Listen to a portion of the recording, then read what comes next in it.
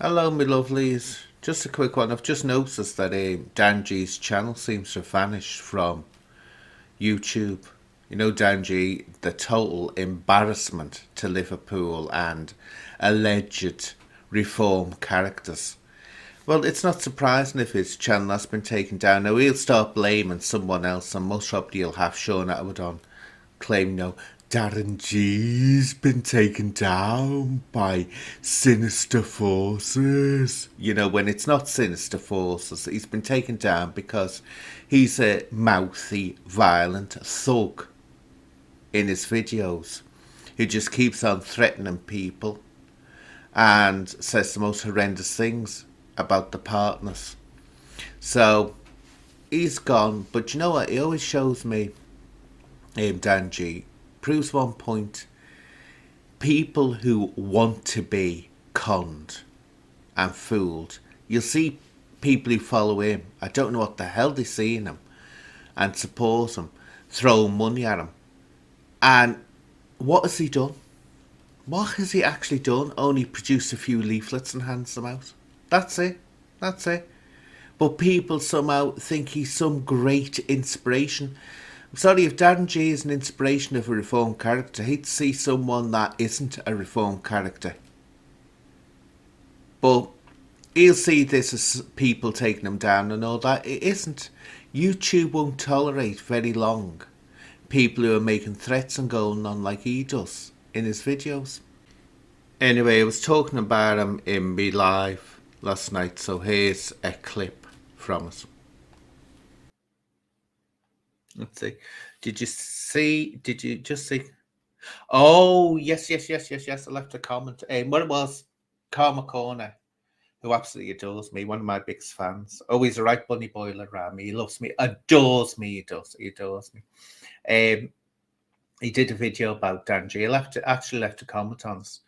And this rumour's going round that the reason you don't see the end of the video, because it does cut off, doesn't it, where Darren's getting attacked by that fella with the seat, is because Darren went to the car and pulled out a knife out the car, or he had a knife on him. I doubt if he'd have the knife on him, because if the police would have stopped him, especially Merseyside, you don't want to carry weapons around with you, because they are really up on knife crime.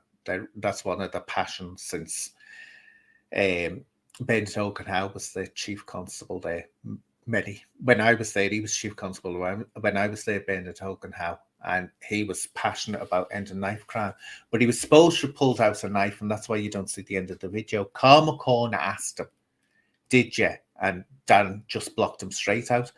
But we saw that one with Sean Atwood, where in the flat he's in, or the room he's in, he pulls out this huge knife and he says he has it for protection. And this is what I say about Dan G. What comes out of his mouth and what he preaches about and all this, what's all this? It's like he's, I don't know. But he's preaching all the time.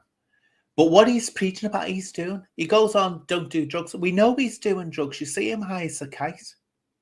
You just see him. If he's not on drugs on some of those videos, he has got some really strange syndrome that he needs sorting out and addressing. He does some very strange syndrome, because it mimics being high as a kite. So, but he's giving out this message, don't do drugs. And that's why I said in the video I did the other day, it absolutely horrifies me when he keeps on calling people dangerous to children. It's like, wait a minute, I won't even go any further than that, but everything he accused, and I've said before, he slipped up, he did. He comes out with all this horrendous homophobic rants, but he actually slipped up, which I told him, when he was going on about he was in prison and a nurse saved him from being gay. Jared the language, saved him from being gay. As I said, wait a minute, I said, you don't suddenly turn gay. I said, you've got to have those feelings inside you. How many blokes out there, come on, how many blokes, straight blokes, never looked at a man with any desire at all, only liked women? If you were in prison for 100 years, you wouldn't turn gay. You wouldn't. It would repulse you. the idea of it. You wouldn't want it. It's like a gay man, a man that's 100% gay, would never look at a woman and think of doing anything, no matter how, no matter if there were no other men on the planet. So he came out, he ousted himself basically as either being bi or gay. So everything he says is a contradiction. Everything he says, I mean, it's a reflection of himself. That's what he does.